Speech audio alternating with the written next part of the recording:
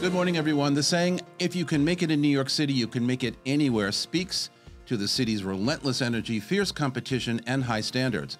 New York City is a place where ambition meets adversity, where talent alone isn't enough. Grit, resilience, and adaptability are essential. The fast-paced environment, high cost of living, and vast pool of equally determined individuals create an atmosphere that pushes people to their limits.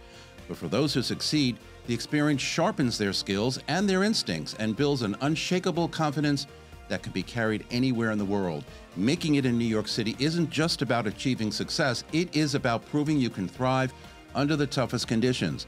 And in New York City real estate, if you can close deals, build relationships, and succeed in the high-stakes world of real estate, you have also proven you can handle real estate anywhere.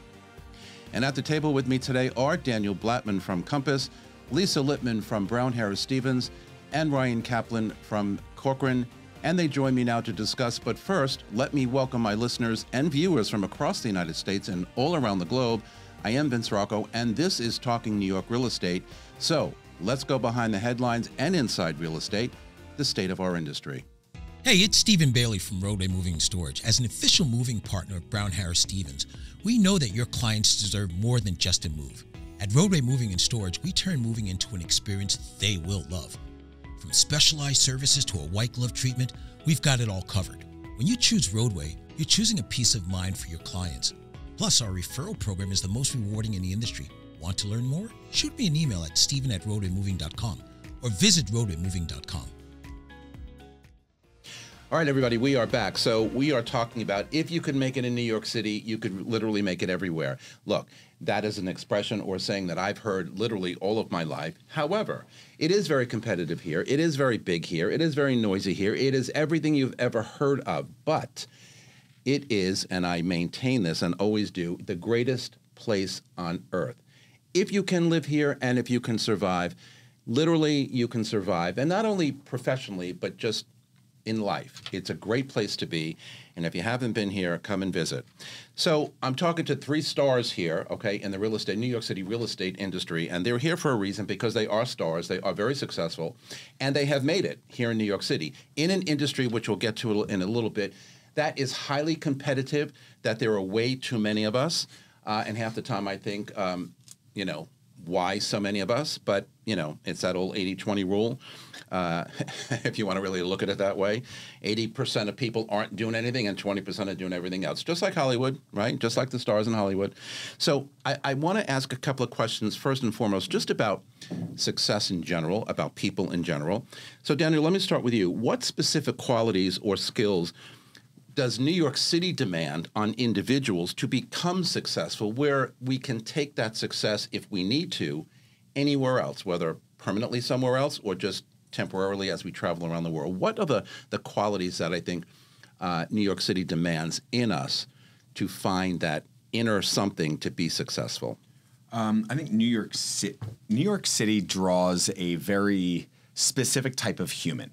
And this is why people are all back in New York City now, 4.5, 5 years after COVID, because we can't live anywhere else.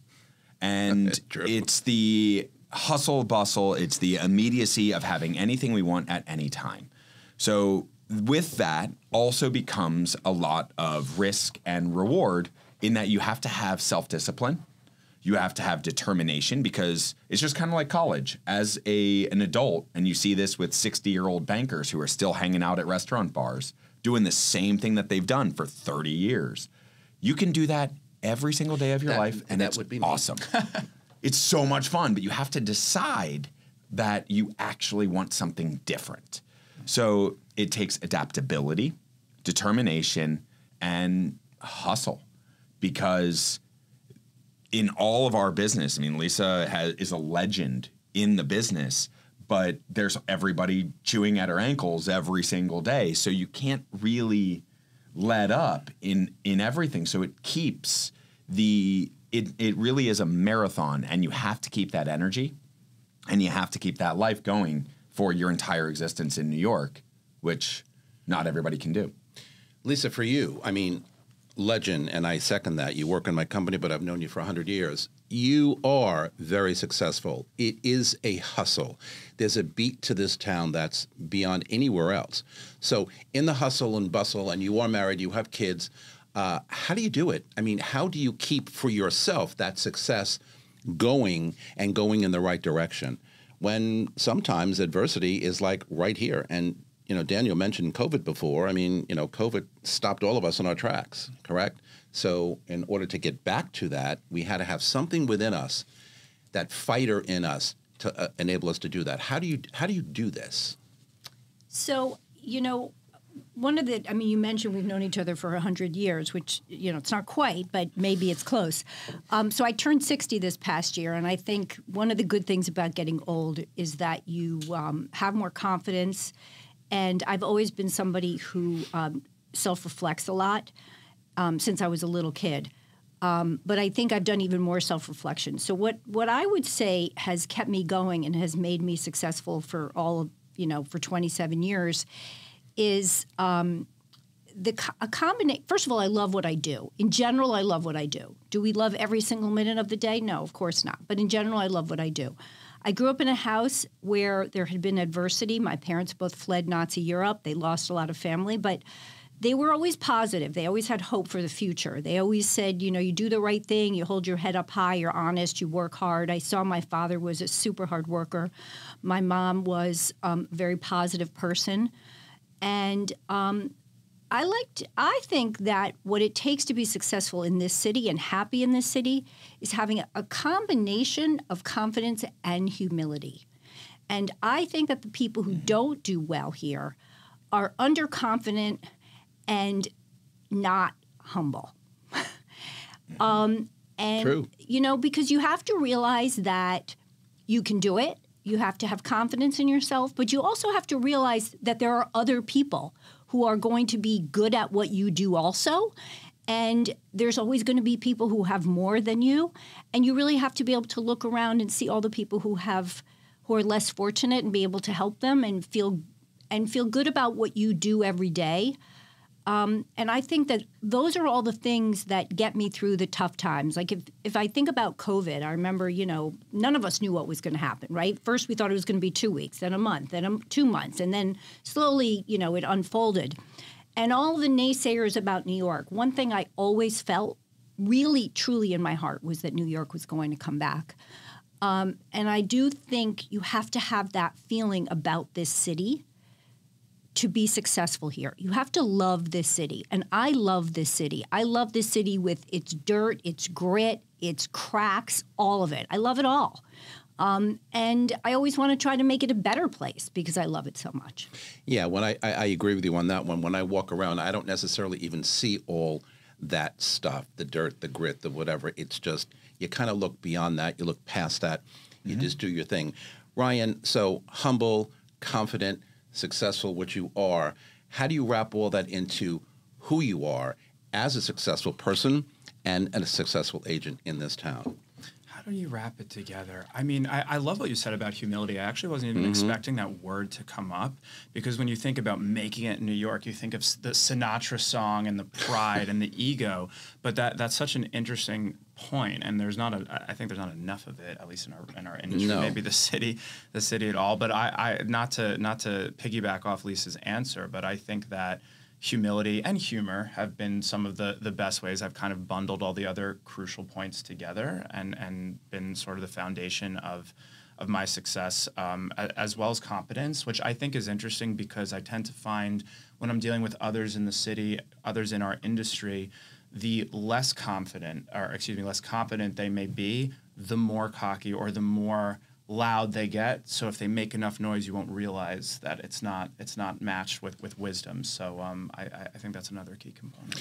You know, there's a famous expression that says, and Lisa touched on this, if you focus on what you don't have, you'll feel like you just never have enough. But if you focus on what you do have and cherish it and understand it and push forward, then you will have a lifetime, I believe, of fulfillment, knowing that you will get more if you just stay focused and do the right thing.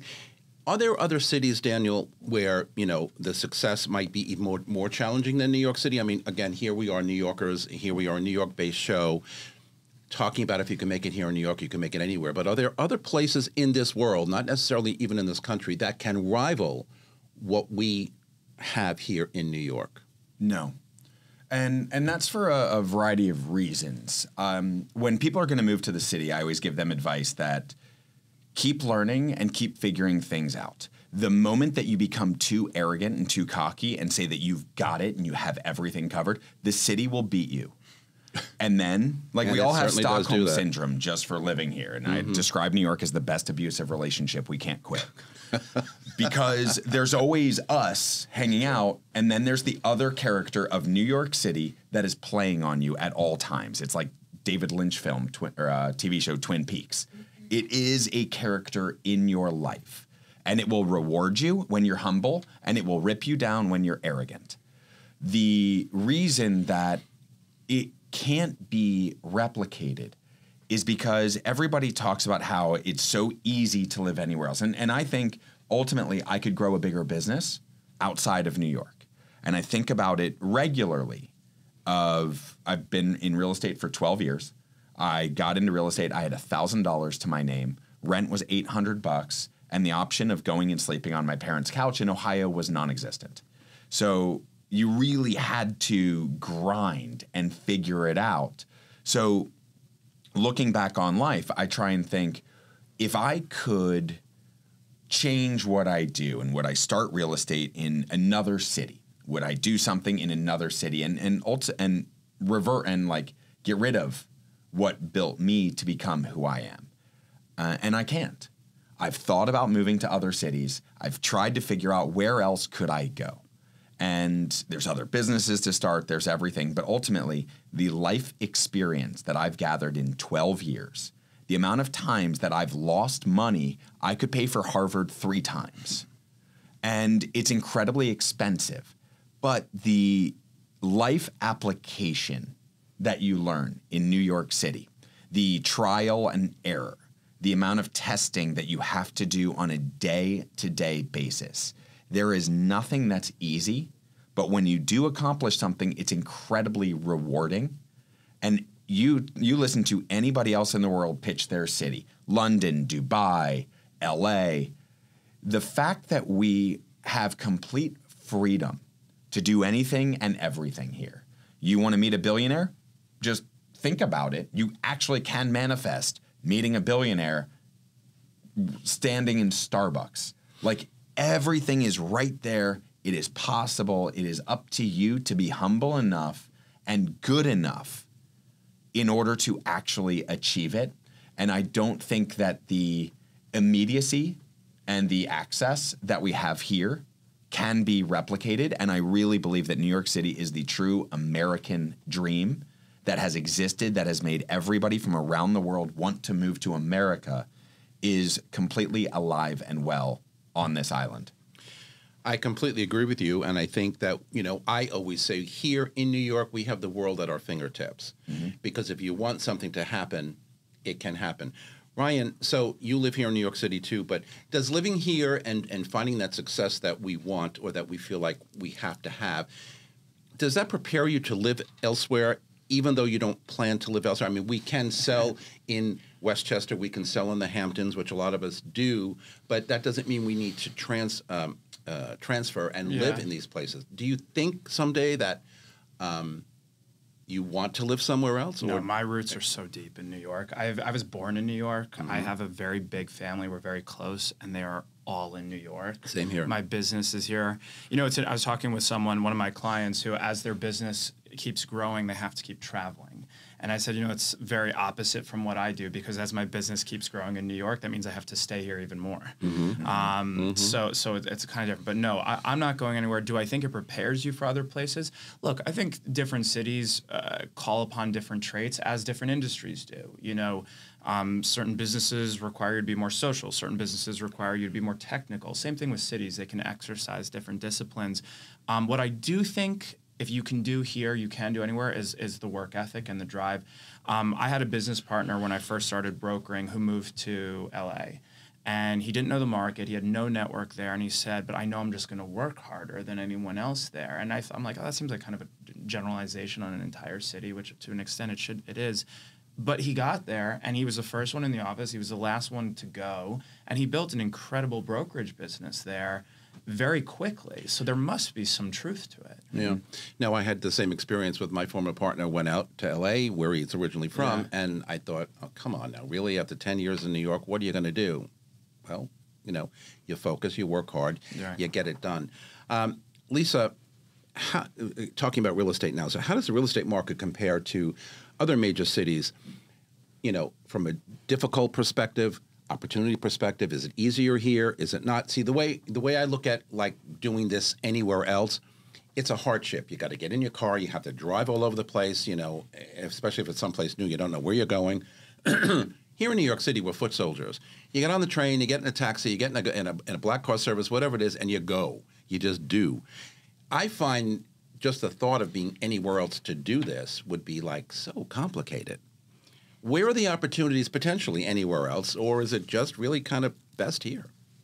I've never really thought about doing this anyplace else because I don't see myself living anyplace else.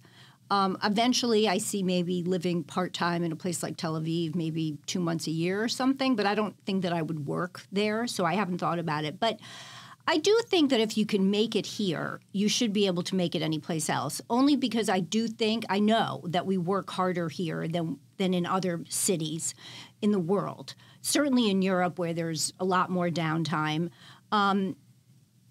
And I think, to me, LA seems kind of complicated because it's so spread out. Mm-hmm. But I actually think that our market's probably harder because, if you're an old timer like me, I still sell probably 50% of what I sell are co-op. So I'm still dealing with that process. And I think that if you can meander the co-op process and understand all the different kinds of real estate we have here. And, I'm a lawyer as well. So I really do understand sort of the difference between co-op, condo, townhouse, and all the different sort of, the condo is sort of a hybrid between really buying a house and a co-op. It's not exactly like buying a house, which some people don't realize. It's fee simple ownership, but you get a title. But and there's a board, and there's everything else, right? So I think that I would be able to do it any place else. And I will tell you that, again, my family, my father fled Belgium, my mother fled France. So I think maybe as a Jewish person, especially in these times, I always think to myself that you do have to be malleable. You do have to be ready to go someplace else if you have to. And I always say to myself, as long as the people I love are with me, I can live any place. It doesn't – I love this city and I want to live here. But, if something happened and I had to go someplace else, as long as the people I love are with me, I'd make it someplace else, and I think, we'd figure it out. I totally agree. All right, we've got to take a break. We're coming right back after this. We're going to talk about some of the demanding aspects of living here and how it relates to our business right after these messages. Don't go anywhere. This is Talking New York Real Estate on the More Network. We will be right back. This beautiful set here at Studio 1873 is brought to you by the Everset. The Everset provides full-service staging and furniture rental solutions in the New York area. For more information, please visit us at staging.theeverset.com or email us at staging@theeverset.com to request a free proposal. Okay, everybody, we are back with Ryan, Daniel, and Lisa. So, Lisa, I wanted to ask you, does New York City's reputation for being tough and demanding hold true across all industries here, or is it just really real estate? I mean, we talked about the qualities I think we need to have to become successful people and to thrive and to love what we do or how we live here. But is it across all industries here? I mean, are people in the banking industry or the insurance industry, for example, just as competitive and rough and tumble as a lot of other than New Yorkers call us sometimes rough and tumble? Or is it just really real estate guys and gals? I actually think that all industries are tough. I think you have to work really hard and really smart in New York to survive. Even, as a waiter, we were talking during the break about waiting tables, which I never did in Manhattan, but I did in Connecticut where I grew up. The waiters in this city are better than they are any place else in the world. They give better service, and you have to. Otherwise, you don't survive here. The bankers work longer hours. The lawyers work longer hours. Doctors work really hard. You have to work really hard to live in this city.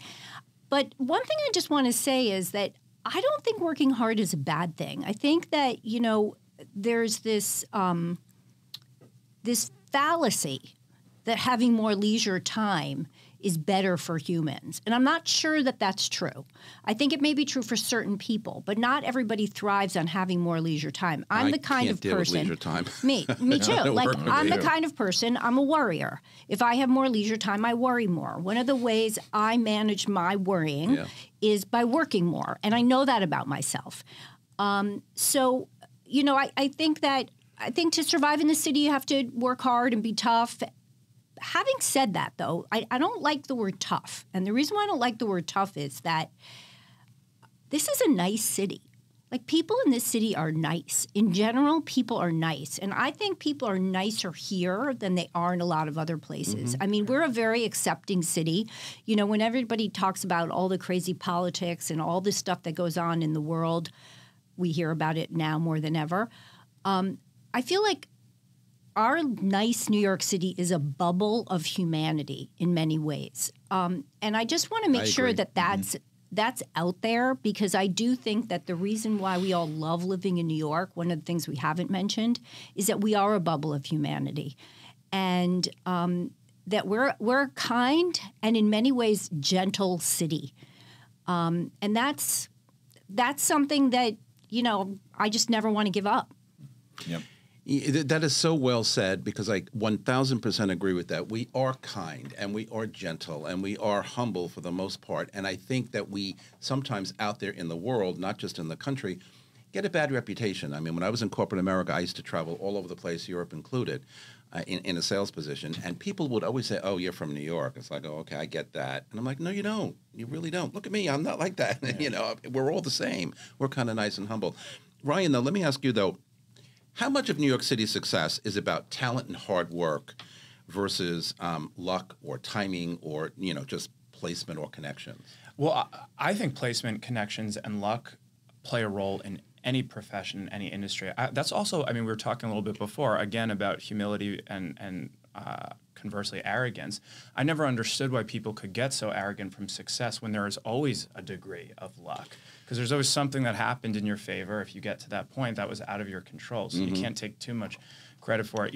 Unfortunately, I think in particular our profession is more heavily reliant on connections than it is on competence. And I think that's a strange thing, because for most people, buying a home is the most significant financial purchase decision they'll make in their life. So that's pretty important.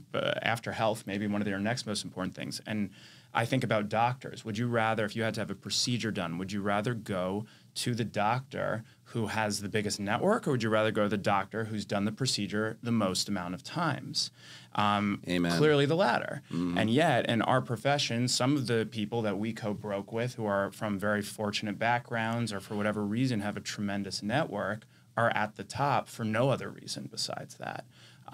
So I do think in our role, in our industry, it does play a significant piece. That doesn't mean you can't get there without just being hardworking and just being smart. If you do get there for those reasons, you'll be even better. But yeah, I think that is. I just want to make a comment about that. One of the kind of interesting things about doing this for as long as I've been doing it is when I first started in the business, we hardly used email, and almost no one had a cell phone. In fact, in 2000 or 99, I was the first person at Corcoran. There were 300 brokers there to have a BlackBerry. Nice. My ex-husband got me a BlackBerry, those BlackBerries thinking were I'd work amazing. less because it would make me more efficient. Of course, that was the kiss of death. Yeah, exactly. But back then, coming from the right background and being socially connected was more important than it is now. And what's really great about social media and technology, because there's definitely some things that are not great, is the fact that you can make yourself who you want to be more easily, right? So used to be that I used to get referrals because somebody would tell somebody to call me or whatever. It was always word of mouth. I'm sure you guys get this too. I get people contacting me now. I found you on the web. Yeah. The other day I pitched a listing, and the person actually, I said to them, I'd never heard of them. I'd never sold anything in the building. I said, "How did you find me?" They said, "We did an AI search and we Googled who's the best person to sell a co-op on the Upper West Side? And every time they did it, my name came up. Very cool. I was like, oh my God, this is crazy. What did I say to you in an email the other day? You are New York City real estate, so that's not surprising to me. No, but like my point is that, you can make yourself who you want to be more now than it used to be, right? It used to be that if you came from a fancy family and you had a book of business and you knew the right people, even if you were a moron, you could sell real estate. Yeah. Now, I think that the way the world works is it's a little bit of an equalizer. Yeah. So I think tech has democratized entry into the business, certainly in more ways. But I mean, last time I was here, we talked about the Hollywood Reporter Power Broker Awards, which I was at. And what was interesting, now that you're saying it, was some of the more legacy brokers, call it 50 and up, were generally speaking, I am the son of, I am the goddaughter of, insert here. Correct. All the younger folk, and I was nominated in the Rising Star category, so it was all the... None of us were from that. Yeah. It was all we pushed our own way in through grit, through intelligence, through whatever. But there was a very clear line in the sand between how some of the older folk in the room had gotten there. And so I guess that speaks to And I think I can see from both perspectives. Yeah. So, I grew up in New Haven. My father was a primary care physician. He came from Queens, after Europe. My mother was from White Plains after Europe. So I didn't have any of that, like, New York City legacy. However, I was a lawyer, and I had gone to Penn. Right. So that got me sort of my foot in the door, maybe, before somebody else who didn't have that. So I'm kind of somewhat in between. And now I've seen how the world has really changed a lot. And you see a lot of these sort of legacy people going into the business thinking that's going to be everything. And the truth is, people are smart. They're not giving their listing to the son of somebody important or daughter if they haven't done anything. Mm-hmm. They'd rather go with someone like you who may not be the son of anybody they've heard of, but knows what you're doing. Right. Yeah. Again, so well said. And it look, we're always going to have banana heads in this industry, no matter where they come from, whether rich families or whatever. But, excuse me, as I was going to say, what you're really talking about, Lisa, is branding. And because of technology and because of social media, in the last 15 years probably, where it's become really important, this is how people find us today. And I say all the time when I'm teaching social media, you need to have a brand. People need to know who you are, what you do, and where you do it. Yeah. And if you don't know, it starts with trying to understand who you are. And I tell people all the time, the exercise is, the homework, the takeaway is, look in the mirror every morning, every night when you're getting ready in the morning and getting ready to go to bed at night, and ask yourself, who am I? What is my why? Who am I? Because until you can decide that, you can't present yourself to the outside world effectively. Like you said, people search, all the time. It's not just only a matter of, word of mouth or referral, which we bank on and we love, but people have other means to find us, especially the younger generation today. Not a bad thing. Daniel, I mentioned before, there are going to be some banana heads out there, regardless of the intelligence here and the success here and whatever else. We do bump into banana heads, and I say that nicely. What do you do with that? Or why is that? When you have the opportunity to find that success like everybody else does, and even some of them do find success, and they're still banana heads. The most challenging thing is a banana head that has an ego. Correct. Because there are so many of them. That's what I was saying before. It's an unwarranted ego. I don't know why they have such a chip on their shoulder a lot of the time if you don't have experience and you don't know. And people come into this business thinking, I'm going to make New York my bitch. I'm going to crush New York City real estate. I'm going to be the #1 broker. It's like, do you have any idea how much effort it takes to become the #1 broker? I'm going to do it in 3 years. I've interviewed people from my team that said they want to be the #1 real estate agent in New York in nice 3 years. Goals. Like, that is ambitious. And you've done $4 million in real estate transactions so far? Sure. So if they're really humble, dealing with banana head is great. I'm happy to give them a leg up. I'm happy to make them look amazing. And that will make the whole transaction and everything easy. Because ultimately, in New York City, we all need each other. And that goes from doing this business and doing a deal, because doing a transaction in New York, whenever I explain a transaction in New York to anybody else outside of New York City, they're like, your numbers are amazing. I want to come do business there. I'm like, all right, well, this is how we do deals. They're like, I would never do that.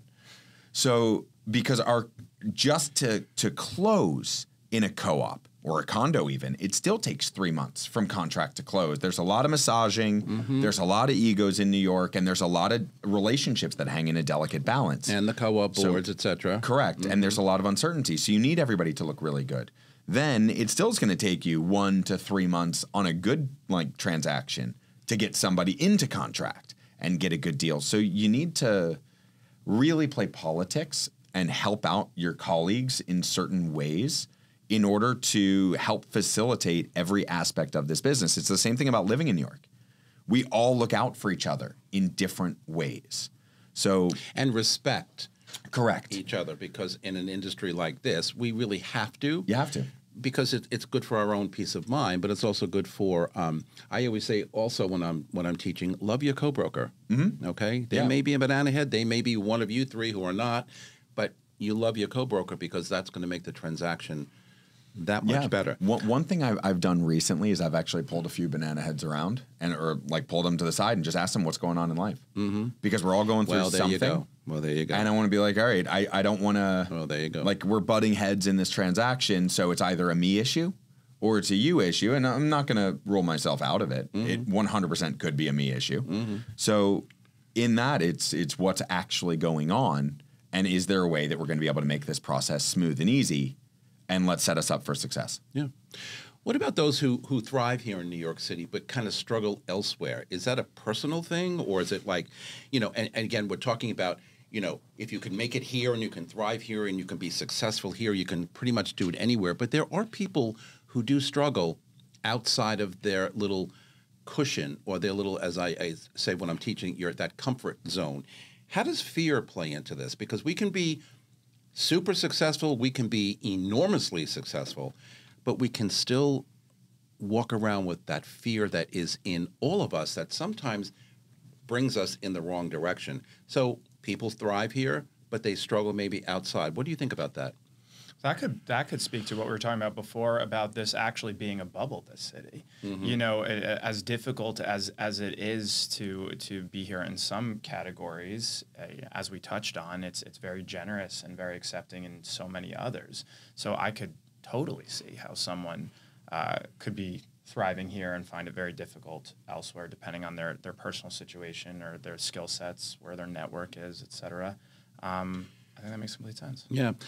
Lisa, so what role does the city's culture and networking opportunities play in the success of us as real estate agents? You brilliantly stated before how we've really come from, a complete and total referral business to now you've got to be out there, you've got to be known, you've got to kind of brand yourself and put yourself, AI found you or just a Google search found you, #1 broker in New York City. But beyond that, though, how does the city's culture that we all know and love, and we're all part of that culture, how does that play into our ultimate success? And again, not only just real estate, but in any industry here in New York. So I think that I want to try to tie together a little bit your question with what Daniel had said before about, different kinds of people. And people starting in this business saying they want to be #1 or this or that. I teach a lot of classes for new brokers and continuing ed. And, one of the questions people always say is how'd you get there, right? How do you get the $10 million listing? How do you sell the $30 million home? You need patience. To be good at this job, you have to have two things. You have to have grit and determination, but you also have to have patience. Nobody goes from 0 to 100 in 5 minutes, right? You have to build your business.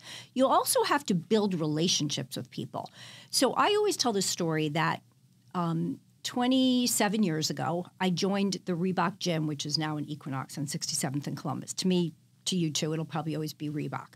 I just had my second son, and I didn't want to have to go home to shower every day. I was starting new in real estate, and I wanted to have a place to leave my bag. So I made the decision that I was going to pay extra to be in the executive locker room so I could have my bag there. They would do my laundry. I'd have my shampoo. And it was all about convenience. I actually think I did it when I was pregnant with him because at the end of my pregnancy, I didn't want to carry a big bag. Anyway, I was in that locker room for several years as a new real estate broker because he was born in 97 and that's the year I started. And over the course of the next 10 to 12 years, I got significant business from that locker room. Now, why did that happen? I was there basically every day at the same time in the morning. You're with these people. You say hello, you get undressed, you take a shower, you talk about your morning, you talk about the weather, eventually you talk about your kid, you get a phone call from the pediatrician, they overhear you talking. Eventually, you get these relationships. They hear you on the phone, they ask you what you do, they ask your advice because they're selling their apartment, they can't sell their apartment, whatever it is.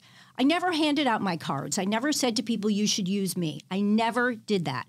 I got significant business from that relationship. That was part of my daily routine. I have exercised regularly since I was 22 years old because it keeps my sanity. And that's where I developed a whole bunch of relationships. And then I'm also involved in some different philanthropy. It often has something to do with Israel. I'm also on the board of a not-for-profit nursing home on 106th Street. I've been on that board for 9 years. I just got my first piece of business out of it.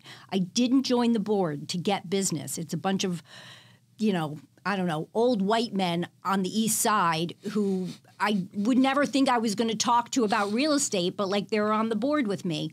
And I never really discussed it because I was there for one thing and I do something else. Eventually people get to know you, and if they trust you, eventually they may use you. But I guess my point is, be part of the city. Be in the city. Do the things in the city. Do you like to run in the park? Run in the park. Do you have a dog? Go to the dog run. You like art? Join the museum, whatever it is, music, whatever it is. Eventually, if you are a friendly person and you're engaged in whatever activities you're doing, you're going to meet people and people are going to be interested in you, and then they are going to want to work with you. But you can't go in there thinking, I'm a real estate broker and I'm going to hand out my cards. So people always say to me, why don't you do more networking events? Well, for years, my answer was I had 3 kids. I'm not going to go out every night. Am I going to lose some business that way? Yes. Did I gain some business because I was a mom at a school and eventually people knew me from there too? Yes, but I didn't. It's where you put yourself. Be present. Be present with your mind. Be open with your heart. Talk to people. Be nice to people. It works. I used to actually go to a lot of networking events because that's what I thought you had to do. I moved here, I didn't know anybody. And you really had to get out there. But over the last 3 years, so I cut out alcohol 2.5 years ago because I wanted to be intentional about my life. I didn't want the immediacy of being able to go out, have a drink here, have dinner with clients, and then once you've already had 2 or 3 drinks, you're like, all right, I'll just go to the bar and I'll see some other friends. Which becomes the focus, right? Now that I've cut it out and become very intentional, I go deep with relationships, and my clientele has changed. I work very much with business leaders now, and we do more lunch meetings, and it's more phone calls because they don't have time.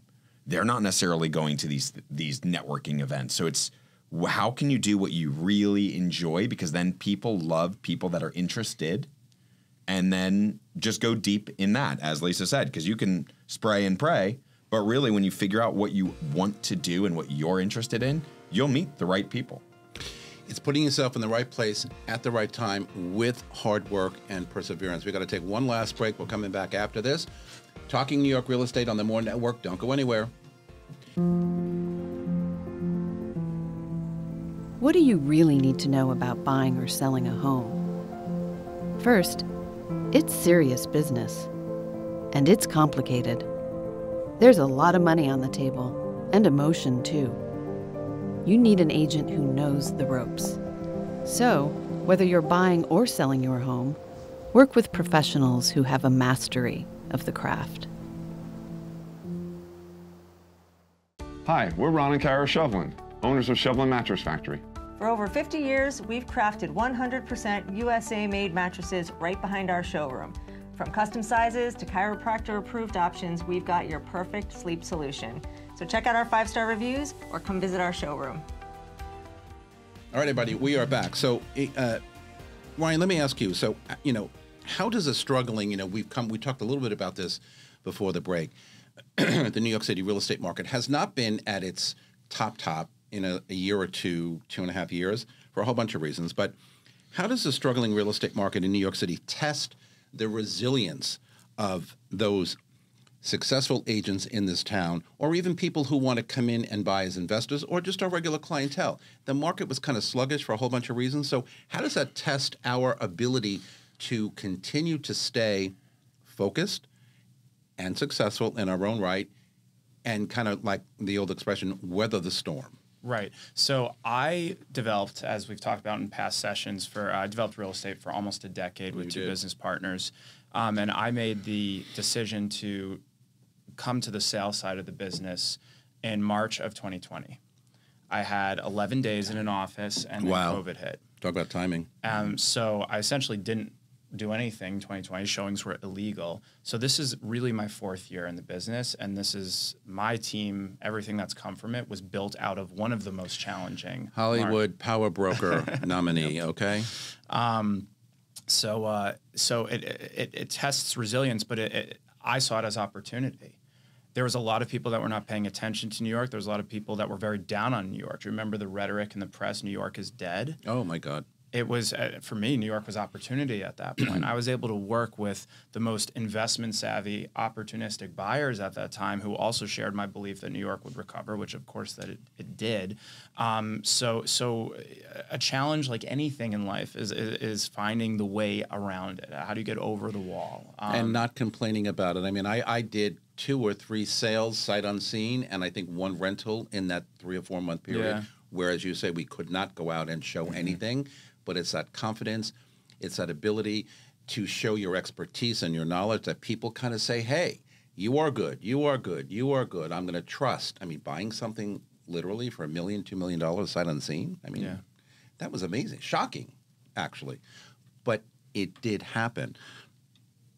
Economic turndowns, market instability. I mean, this is something that in the 22 or 23 years I'm in this business has gone up and down, up and down, up and down.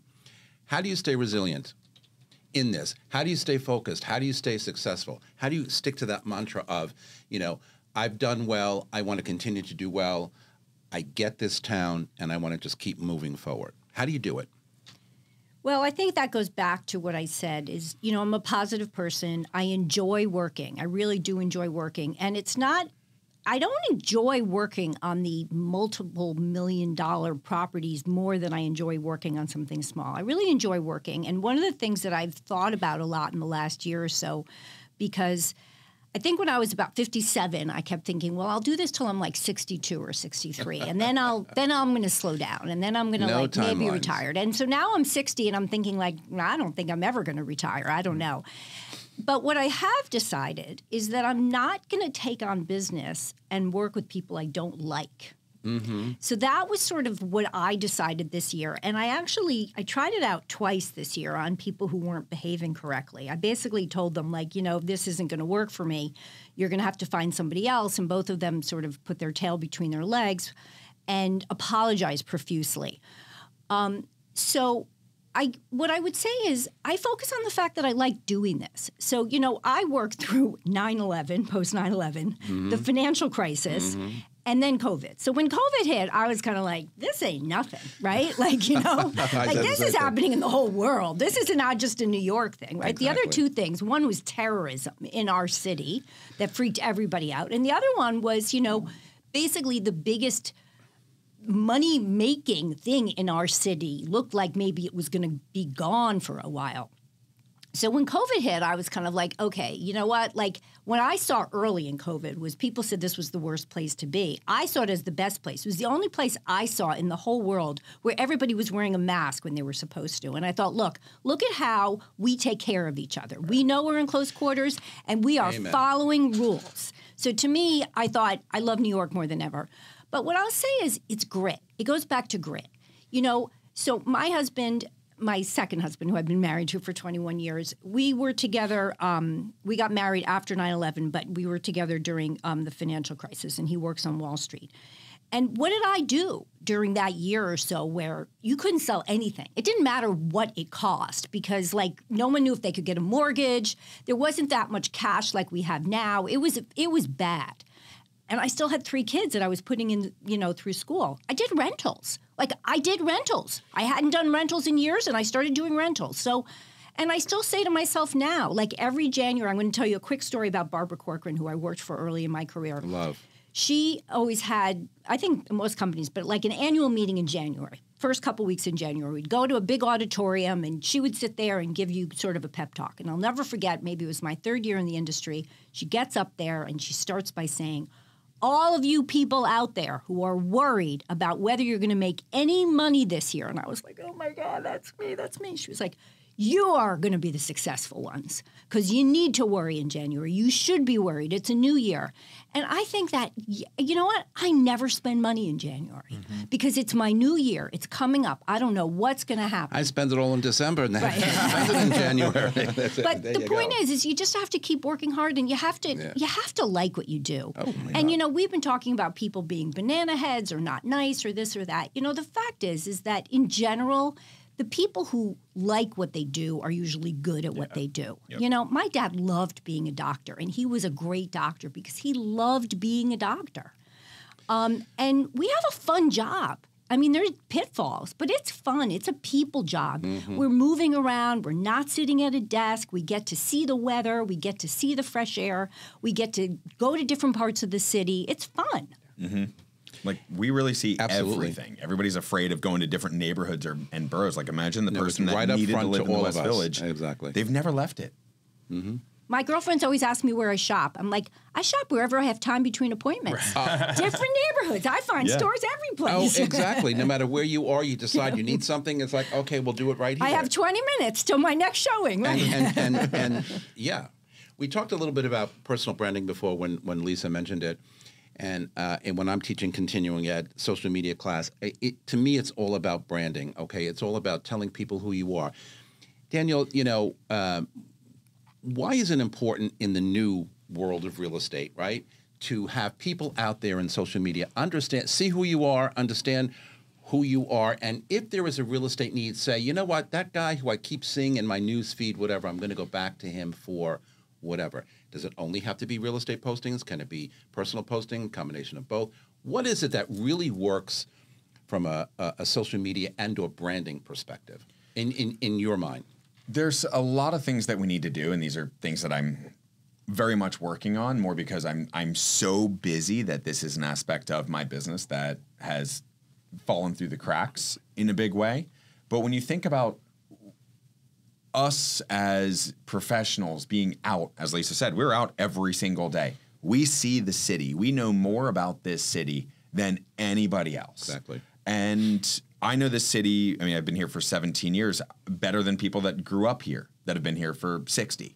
And it's because we are everywhere all the time. And we pay attention. And we pay attention. We're in different boroughs.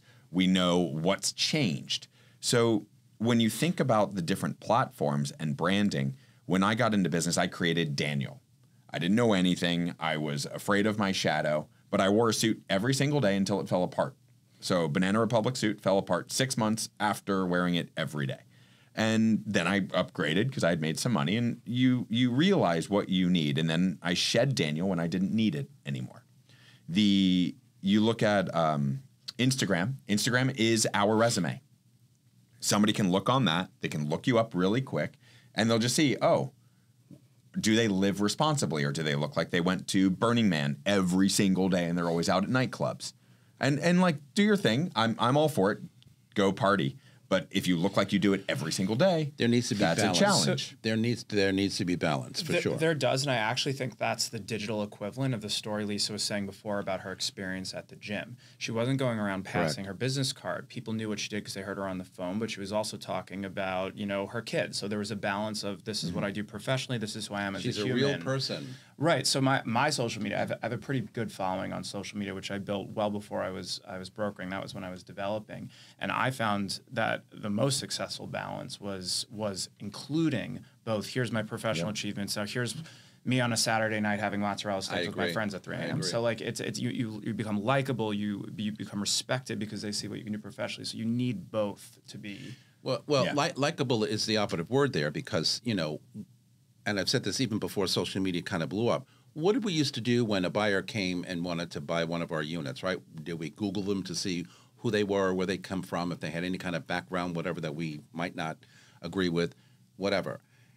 And I've said since then, you don't think that prior to you going to see a seller, that hasn't worked with you before, that they're not sitting there Googling you and looking you up on social media to see who you are, just as Ryan said, for that maybe likability. Can I work with this person? Can I not? Are they kind of on a different sphere than me? It won't work, whatever. They all do that. Yeah. So, and, you know, that's why I think the more we are present out there, the better we can be for future business. Yes, we're going to still get the referrals. Yes, I love the gym reference, too. Yeah. I used to do the same thing at Equinox for years, and every time someone would have approached me with, hey, by the way, so I'm like, okay, yeah, we can do that. We can look for this or we can look for that. Not giving my card out, just being, you know, who I am, whatever that means, or present to people when I am in a room. That likability factor, I think, is everything, because you can be successful, as we talked about banana heads before, and kind of like, well, you know, who cares, right? So I want to say something about this social media, because, you know, I'm at a different stage of life than you two, but I have children who are probably your age. How old are you? 35. Okay, so my oldest is going to be 31. But, you know... No. Yes. Max? Yes. Whoa. So the social media thing and the Instagram is super interesting, right? Because all of that has changed so much. Now you can look everybody up, like you said. You know, we used to not be able to Google people, and then I caught myself a few times during that stage where I should have been Googling people, and I hadn't started. Like, I remember I was in front of this person. I had no idea that he was the CEO of a major corporation. I was like, how did I not look him up before? So anyway, now we're at this other place. So my kids have criticized me for putting on my work Instagram comments about what has happened in Israel since October 7th, right? And before October 7th, I often made comments, you know, Black Lives Matters, and I've always been somebody who supports LGBTQ issues, and I was always a lifelong Democrat. I was anti-Trump during his first administration. I'm still not a Trump fan. But I also think that, you know, it's kind of interesting. Like, I feel like you have to be true to yourself. And so I feel like true to myself is being a humanitarian and being a good person. But it also means that I'm not going to hide how I feel about the things that are important to me. And I do think that one of the problems that real estate brokers have, young real estate brokers, I'm not pointing to you guys, I'm saying in general because we've talked about this, is that too many of them on their work Instagram want to show themselves sort of flying privately, going to this trip and on this trip, and with their Hermes bags or buckles or whatever it else is, and they think somehow that's going to be appealing to potential clients. And I think that's garbage, because I actually think that a hardworking person wants to see who you are and wants to see you as a hardworking person, not seeing all this stuff you're spending money on.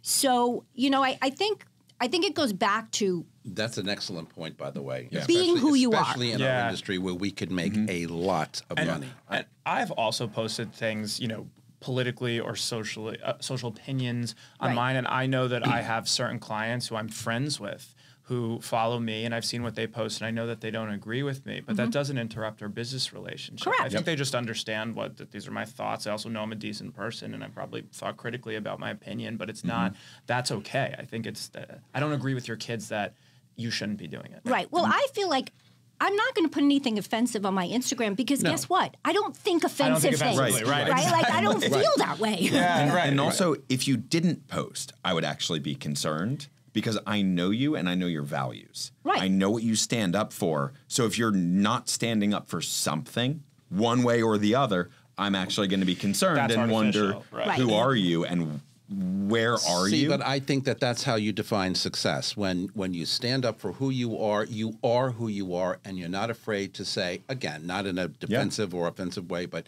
you're just telling people, hey, I have a strong opinion about, because guess what? People looking at it have the same strong opinions or another strong opinion, right? That's what makes the world go round. That's also one of those things that I think is really unique and special about New York City.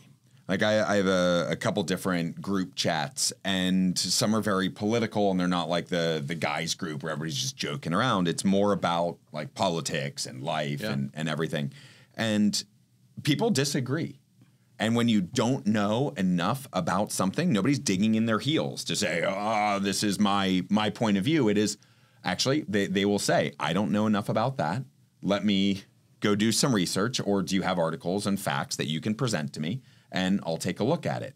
So people tend to be very open here, even though that they're going to have their values, they're going to have their points of view, but they're not going, and they'll agree to disagree versus ripping each other down. Well, I think that in New York, I think one of the great things, since this is really about New York, right, this morning, is this is a self-selected group of people who have chosen to live with people who are not all the same as us. Yep. We have chosen to do that. We have chosen to understand that our neighbors might not see the world exactly like we do, may not look like we do, and we like that. So that's unique. And that, to me, is what is so beautiful about this city. It keeps us challenged. It keeps us wanting to know more, right? The greatest melting pot in the world. And it's not just about the color of someone's skin. It's about everything about all the different cultures that we've learned to enjoy as New Yorkers, love as New Yorkers. And if you're like me, and I know you are, you just want more. Because that's what helps us understand people more than just about anything else. And quite frankly, and not to put any other place in the world down, but if you live in a very bland environment or community anywhere else, you only know what you know. Everybody looks like you, sounds like you, comes from your same background. It's a cultural kind of inefficiency. I don't know. It just doesn't work for me. Which is why also I've found that the people who I've met in New York City, even if I disagree with them, I agree with them more than the people I disagree with in other places. They have a more well-rounded perspective. So even if I don't come to the same conclusion, I believe that they have substantiated their ultimate thought with more evidence than someone elsewhere, because you just, a stone becomes round as it gets hit more and more by the ocean. So we're getting hit by so much ocean in the city, so many different perspectives and people, et cetera, that you get more well-rounded. Which is why we're not tough. Right. Which is why tough's not the right word. No, because I actually think that wealthy people from cities that are not as interesting or dynamic are much tougher, because they're used to getting their way and seeing things in their own way all the time and never having anything break that. In this city, you have to be malleable. Yeah. You have to be open-minded. Otherwise, you don't belong here. Yeah. Big time. Like that even goes back 100%. To the legacy